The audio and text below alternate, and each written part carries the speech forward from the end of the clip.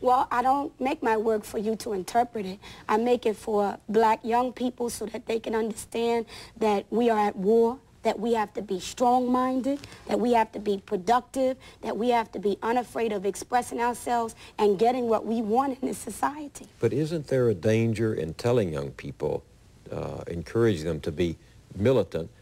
Aren't you taking them down a track that can only lead to a cul-de-sac, and at the same time alienating a lot of people who really don't understand or accept or even grasp that militant language? Well, what most people who know my work know is that I don't only teach young blacks to be militant, I teach them to be intelligent, substantive, to make analysis. I think that America has to stop painting young black people as being uncivilized and irrational, which is what they've done in the coverage of this story in Los Angeles. I think that we have to look at the fact that black people didn't just run outside and burn out their houses because they were angry. The Beverly Center was wrecked, and that's in a white area.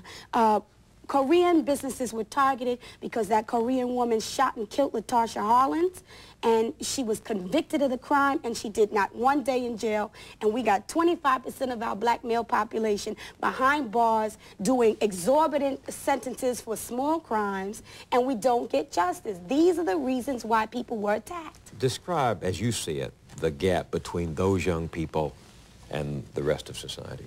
The gap between young people and the rest of society is that young people don't have hope. Jesse Jackson says keep hope alive, but there is no hope because they look at the leadership, number one, and they say, okay, to get along in American society, you have to be a sellout. You have to put on a suit, talk like a white man, ask for what white people want, say what white people like to be successful. And young black people don't see that as something that they want to strive for. We want to be able to be who we are, talk how we talk, walk how we walk, live how we want to live, and be producers and providers for our children in the future. We want to be African. Didn't you want to go into politics once? You went to Washington and worked, didn't you? I went to Washington and worked, but once I found out that there was no work going on in Washington, I decided that I didn't want to be part of that scenario. What did you see? What do you mean no work going on? What I saw was a lot of fake people, a lot of phony people. There are ways that I could intellectualize it, but I wouldn't even do that because I'm not trying to show you my skills. I'm trying to tell you the truth. Well, I know from reading about you and from the young people on my staff, you have skills other than music, as we've just seen. But what do you think about this, Robert Woodson? Well, I wish the issue were as simple as the young lady is putting it. When I asked myself then if power is what we were striving for, and that was the call in the 60s, why is it in my city of Washington, D.C., we have been in control of the courts, we have been in control of the city hall, the school board, zoning commissions, and yet poor blacks in that city are no better off when they were controlled by whites. The same is true in Los Angeles, the same is true of Atlanta.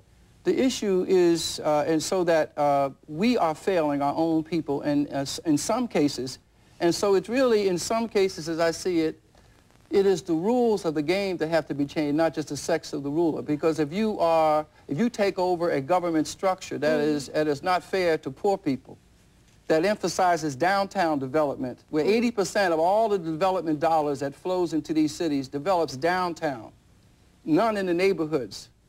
Yet the neighborhoods and the violence there is used as a rationale for getting urban action grants in the 60s and 70s. When that money comes, it does not go in the neighborhoods. And some black officials who are in control of it make sure that their friends are taken care of, and so that it doesn't matter then who controls it if what they do is corrupt. The thing that we have to be clear about is the definition of power. I don't consider Mayor Dinkins to be powerful. I didn't consider Marion Barry to be powerful. I don't even consider the black woman who's there to be powerful. Tom Bradley, the guy in Los Angeles, I consider him to be pitiful, not powerful. Who is powerful? Powerful is when you can deliver resources, services, and substances to your people and not compromise. The only black people who can become mayors of these cities are people who compromise with the white power system and deliver the resources to other places other than our community in Los Angeles. And I think the reason why we wouldn't be sitting here if they would have delivered the right verdict is because white people wouldn't have been hurt, white property wouldn't have been damaged, and America wouldn't have lost to the tune of $500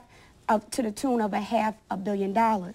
In terms of solutions, however, for young people, I see it as black people having to put pressure on the system, continued and consistent pressure, that we need to, I'm going to tell you what for. What we need to do is get our experts together, make an economic assessment of our relationship to America, our contributions to corporate activity, and divest from America as a white racist institution. Black youth, we spend a lot of money on sneakers, we spend a lot of money on gear, we spend a lot of money on jewelry, and we're going to have to be unified. For the first time in Los Angeles, we saw unity between the Bloods and the Crips. We need that. Yes, we need black but unity. Sister Soldier, these two gangs out there were unified in looting the community. They temporarily abandoned their own enmity between each other and helped to ransack their own community. That doesn't mean that I give up hope on their ability to become politically conscious. I think that black youth have been neglected, and they've also been looted, which is why they're looting.